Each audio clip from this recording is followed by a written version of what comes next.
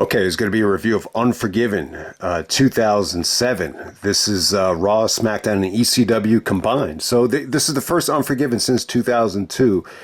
You know, that's not a brand-only pay-per-view. So, you know, you would expect this to be good. But at the time, you know, we're still trying to work guys back from injuries. We still got a lot of guys getting suspended. This is the month where a lot of guys, got suspended. And, we're still waiting for, megastars like Jericho to come back and save the day. So this was September 16th, 2007 from Memphis, Tennessee, the FedEx Forum. We do 12,000 in attendance. We get a pay-per-view buy rate that's way down. We got 210,000 buys. Way down from Unforgiven 2006. It's almost 80,000 less. Not the worst buy rate of the year, though. Some of the pay-per-views that got a weaker buy rate than this was Cyber Sunday, which was, in the middle, right before Survivor Series, the end of October, I think that was. And then One Night Stand, One Night Stand was a non-ECW pay-per-view this year that did about 188,000. So, not the worst buy rate of the year. This is actually on par with Backlash, though. Backlash just, I think it was a WrestleMania hangover there. That didn't do well, but, definitely a disappointing number there in terms of the buy rate. Is Unforgiven 2007 the worst pay-per-view of 2007? I'm not sure. I'm really not. I would definitely say, it felt like the most unimportant.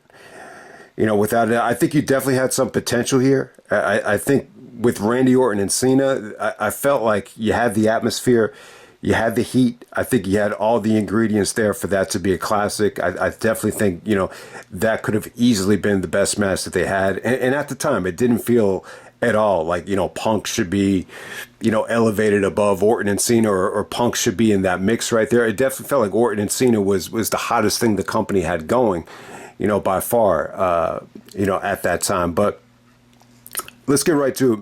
Let's get right down to it. We got CM Punk taking on his good friend Elijah Burke. Once again, this is a rematch from Judgment Day for the ECW title. Kind of a disappointing match here, man. I actually enjoyed the match they had at Judgment Day. I thought that was, one of the bright spots on Judgment Day. When I look back on it now, I think Judgment Day felt a little bit more eventful than this show right here. I definitely think it did. I think the main event of Judgment Day was really more of a turnoff, but I think when you look back on it, I definitely think, the Punk Burke match from Judgment Day, felt a little bit more fresh than this. This just didn't feel like it was the plan. Originally, I think Punk was supposed to face Morrison in another match right here. He had just beat Morrison. He probably would have beat Morrison finally to win the ECW title on Unforgiven. Instead, because Morrison got suspended because he failed the wellness policy, they had to do that match on television. So this just felt like Elijah Burke was a substitute teacher. Kind of an interesting thing about this match, I guess Punk wasn't a big fan of Elijah Burke. There's a report that came out. This might have been like 10 years ago, but someone actually asked Punk, like, who is the the worst guy you've ever been in the ring with, or the guy that was the most difficult to work with. And Punk stated that it was Elijah Burke. I think Elijah Burke tried to respond and say, like, look, who's the diva now, or whatever there. But hey, I didn't mind their matches. I think this match is okay. I think Punk was extremely over. You almost forget about how much, piercing Punk had back then. He's got his tongue pierced. He's got his lip pierced. That's what really stood out about Punk at this time. But definitely, I think, he definitely benefited from shaving his head. The long hair Punk is, it takes a little bit of getting used to, but I think the match is okay. I think Burke showed some good moments here. He actually did like a triple German suplex, the trifecta, and it kind of got a cold reaction from the crowd. This is right after, the situation over the summer, which I don't want to get into, but it was okay. There's some controversy about Punk winning with the roll-up. I don't think it has anything to do with Triple H, but yeah, I think you could have had a more definitive ending here, being that, you just put the title on Punk, just have him look extra strong with the hot finish here. But yeah, it just ended up being okay. I mean, this is just an okay match from Punk. I think he got a good pop when he came out, but it didn't really scream to me like, oh, like he should really be main eventing by this time, like Joe was main eventing in TNA. Clearly had a ways to go is like the polite way I think to put it. All right, next up we have the tag team championship match. We got Matt Hardy and MVP taking on Deuce and Domino, coming out there with Cherry. I like the 50s inspired tag team right there. I think there's a lot to like about the 50s in terms of just the way the diners were set up and just the way life was at the time in the 50s. I know the 50s, according to a guy like Tarantino, he thought it was like an awful time for movies.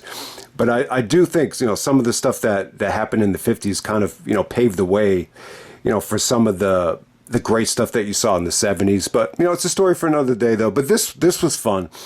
This is Matt Hardy and MVP just trying to, outcompete each other. And, they show them actually playing basketball and boxing with Evander Holyfield, leading up to this thing. The Holyfield stuff was cool. I mean, that was really cool. And they actually showed them playing basketball on SmackDown. I think maybe the first time ever they brought out a basketball hoop at a wrestling show. And it's just funny. When you see MVP and Matt Hardy try to do a layup, they got so much upper body weight compared to basketball players that it's very difficult for them to even make a layup because there's just so much muscle mass there. So you could tell MVP had a tough time making a layup. I mean, it looked okay, but it was definitely fun. You saw a little bit of a competitive rivalry here. I think WWE has always done these things well. We're trying to show competition between guys. You saw this with Marty and Shawn back in the day. This is more of a playful version of it. MVP tries to walk out on Matt Hardy, and then he feels bad for him. So they're trying to outdo each other throughout the match. I think it was definitely fun. But, Deuce and Domino were, the gimmick was pretty, I think it was different. But I would definitely say, like, in terms of them in the ring, it just felt like you could have plugged anybody from developmental in this spot. And this is definitely a match that could have taken place on SmackDown. But in terms of, Matt Hardy and MVP, I think they had an underrated story. This is definitely, I think Matt's ceiling, it felt a little bit higher, like when you go back to the program with Edge. But I'm not gonna like lie and say like, oh, this stuff with MVP was a waste of time. It was definitely fun. It definitely had some fun elements to it. I think they even did some fun stuff with Austin at SummerSlam, to my recollection. But we're gonna move on. We're gonna move on to Triple H and Carlito. This is a no disqualification match, but it only applied to Carlito. Triple H had to wrestle under normal circumstances. Yeah, this was weird, man. This is something that, you would expect to see from Goldberg. This is just proof that maybe Triple H is a little bit, overprotected when he came back. I do remember something leaked that they weren't allowed to show Triple H getting any getting hit in the video games on the commercials. Like if someone was going to give Triple H an RKO, like they weren't allowed to show it. I do remember that. So this kind of, fits the theme of, I think Triple H being a little bit overprotected. But hey, I'm not a Carlito guy. I'm really not. I really don't give a shit that Carlito got buried here. And he definitely did get buried. If you want to say that Carlito, Triple H actually had to low blow him behind the referee's back to get the pedigree. So it's not like a total annihilation. It's like Triple H still had to cheat, to win this match. So I think that kind of goes overlooked here. But, True Slayer crapped all over this. I think Triple H actually, pedigreed the shit out of London and Kendrick the next night. And there's a promo on the show with Triple H and Batista, which it almost felt like Triple H was talking down to Batista at the time. So,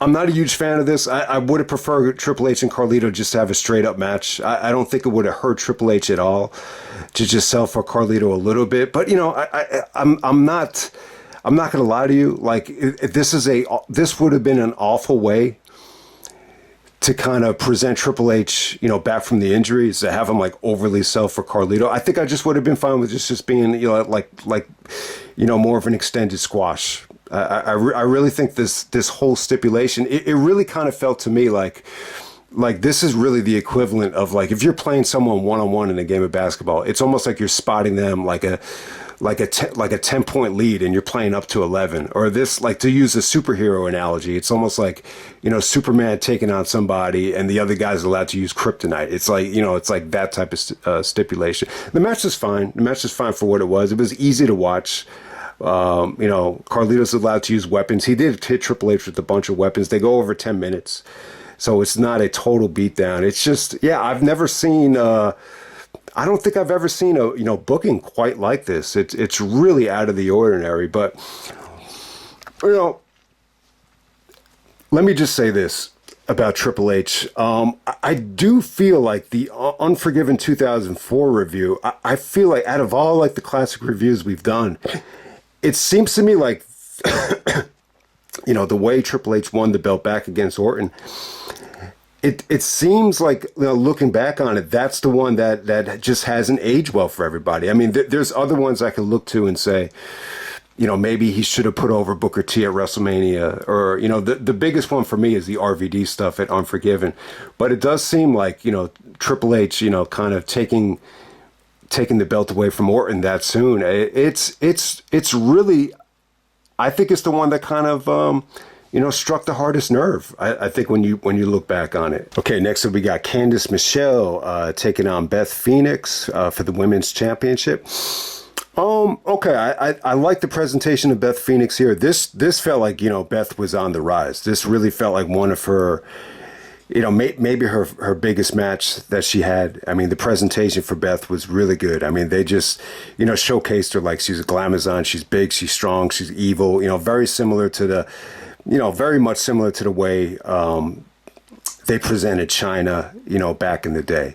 That Candice really didn't have much of a shot here. But, yeah, the match is good. I think Beth put on a good performance. Candice is able just to, squeak out a win after being dominated by Beth. Candice actually wins with the crucifix here. But it was okay. I think Candice was definitely, I think she was trying to show that, she could, kind of fill the void that Trish left. But I never really got behind Candice here. And there really wasn't a lot of offense from her. But, hey, I think it's a step in the right direction for Beth. No doubt about it. This was definitely, not a bad women's match. I mean, it really wasn't. If, we've seen, I think anytime Beth was involved in a women's match, I think it was always going to be at least watchable. So that's what stood out there. And Candice Michelle's effort was not bad. I definitely think she improved, over the years.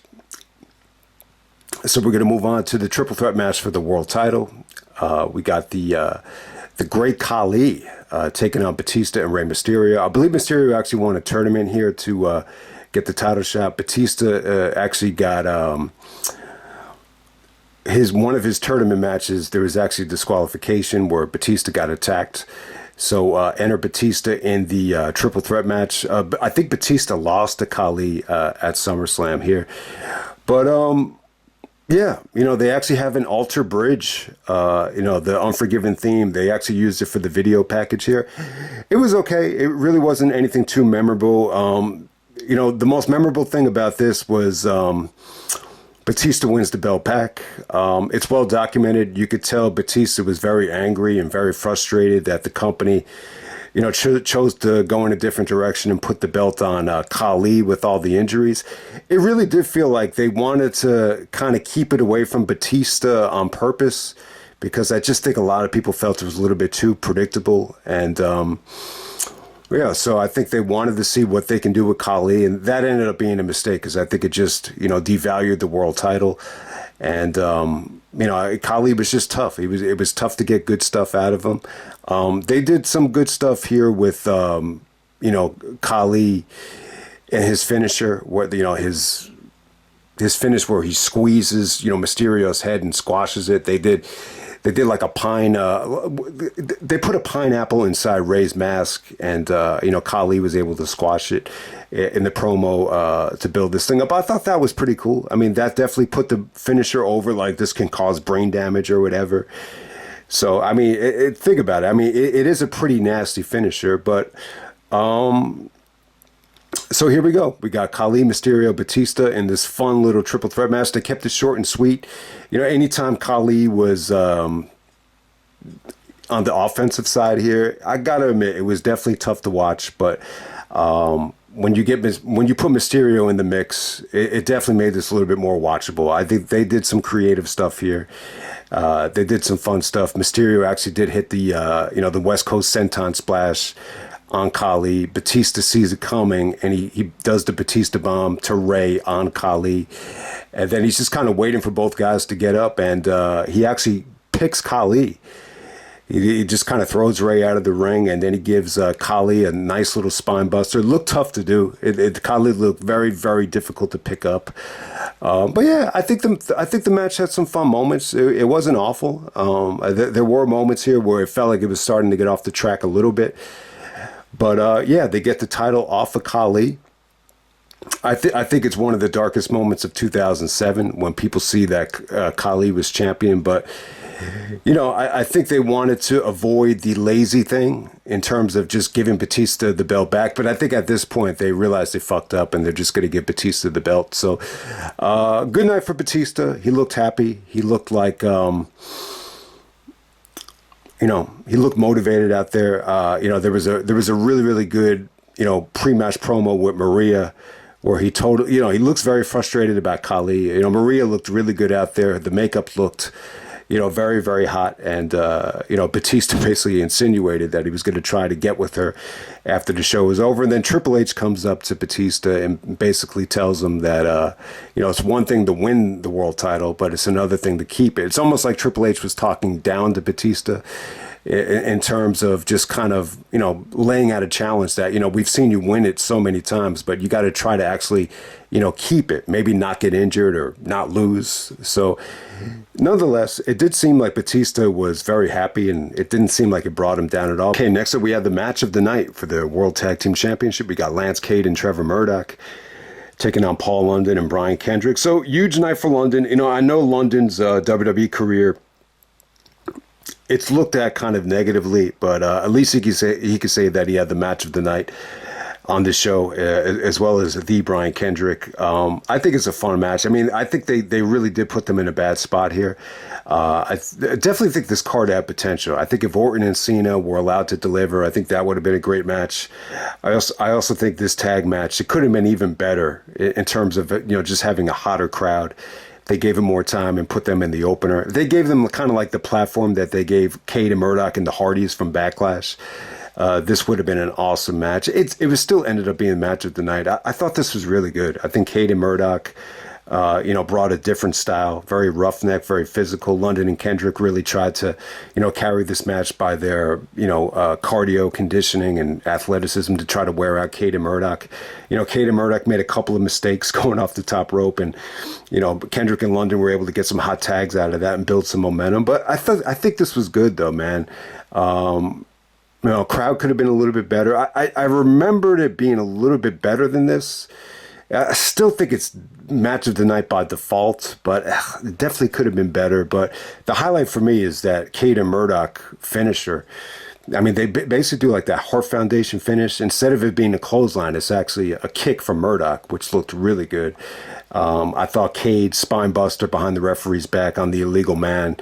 While he's the illegal man, came off great on Kendrick. London, kind of bit him in the ass, all the arguing with the referee. So this was just really, really good, I think, for the amount of time that they got. I think they put them in the buffer spot, and I totally forgot about that. So I think that's why I'm a little bit disappointed watching it back. But, I hated talking about this show, when it came out on DVD. I just remember there just wasn't a lot to say about it.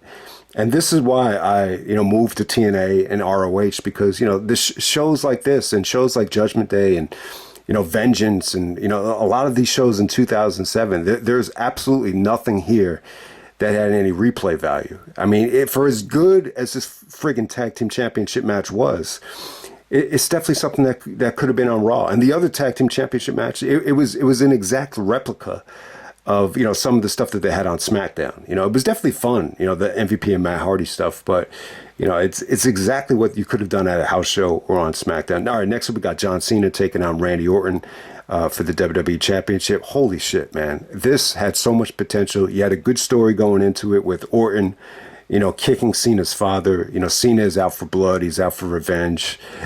I think the storyline, the video package was good. I think the crowd was incredible here. You heard a ton of "Let's Go Orton" chants. You had a very polarizing reaction, red hot crowd. There was a moment here where just the whole arena was cheering "Let's Go Orton, Let's Go Cena." It was hot, man. You had Cena's dad in the front row, so you kind of knew there was going to be something wacky going on. I just forgot that they didn't get any time here. They got 7 minutes. Yeah, man, what a jip, man. I mean, if you ordered this pay-per-view, you got screwed.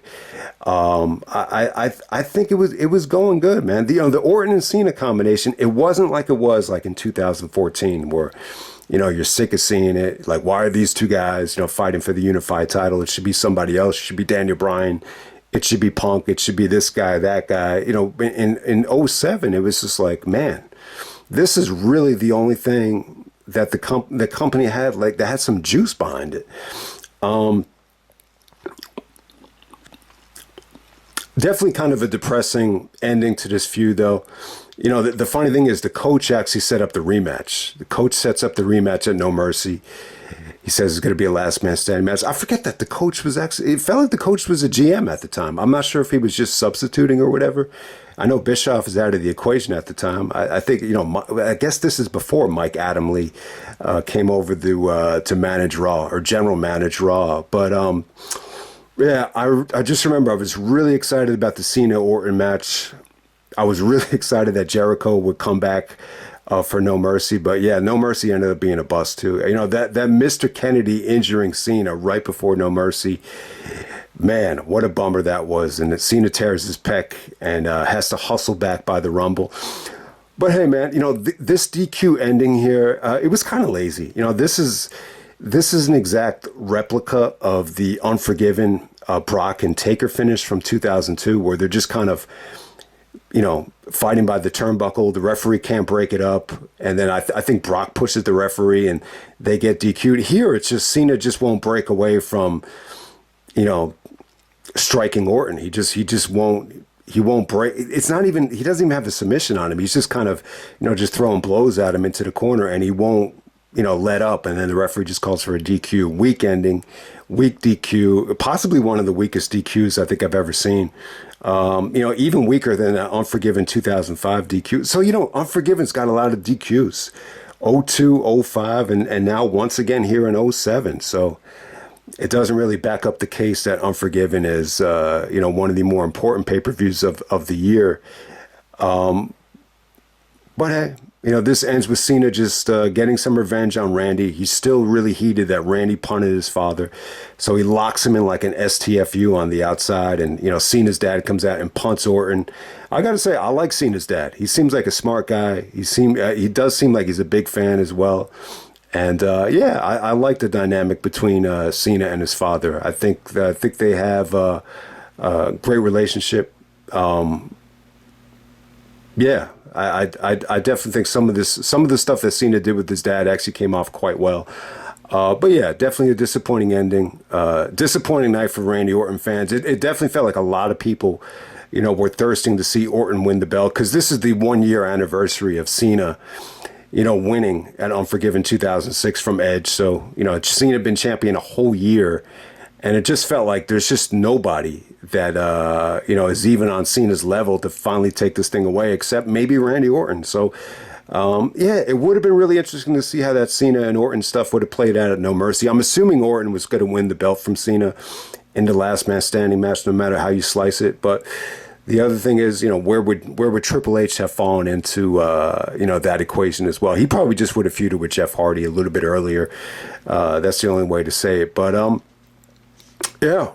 very, very disappointing. But I think the important thing is, I think he had all the ingredients here for them to really, top their SummerSlam match and follow it up.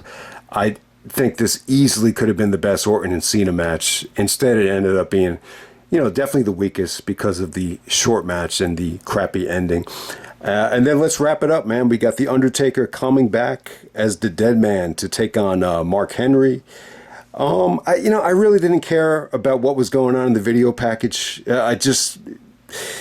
The only thing that really stood out is that Henry really did a lot of the anchoring here with the build-up, and this is just about Taker coming back from injury and all these mind games. Not a huge fan of some of these Undertaker, returns. I just feel like they're a cheap way to get buys, cheap way to get people invested. Definitely, if I were to compare this to another pay-per-view, I guess maybe SummerSlam 94, where you had, the good Undertaker coming back to take on evil Undertaker. But, it feels like they've done this a lot, just bringing Taker back from the injury and, just having him sell the pay-per-view without the championship being on the line. To me, it's a tough sell, but it's a testament to how over Taker is that he's able to do this. Taker looked good here. I still think he looked in great shape. This 2007 run from Taker, I definitely think the summer took a hit from not having him, because I think the title reign got off to a great start. But, he's able to come back from the bicep injury, tricep injury, pectoral, whatever it was. I believe it was maybe a partially torn bicep, tricep. I can't remember the exact injury. It seems like everybody had the same injury at that time, but I think it was, these guys wrestled at WrestleMania 22, and everybody bitches about how, Taker should have had a better opponent. It's not any better than the WrestleMania 22 match. It's really not. The only good thing you could say about this is it's one-on-one. They didn't have to give Mark Henry some sort of DQ stipulation where he's allowed to use weapons. Henry definitely had some moments here where he's kicking out of choke slams. But for the most part, I think Mark Henry looked bad here. I think he looked fat. I think he looked like he was having problems with his knee. He looked winded. The punches looked like shit. Taker looked like he had a rough time out there. The ending comes when Henry's punching him on the turnbuckle. Taker's able to drop him down with the last ride. So pretty good ending. It didn't look like an awful ending.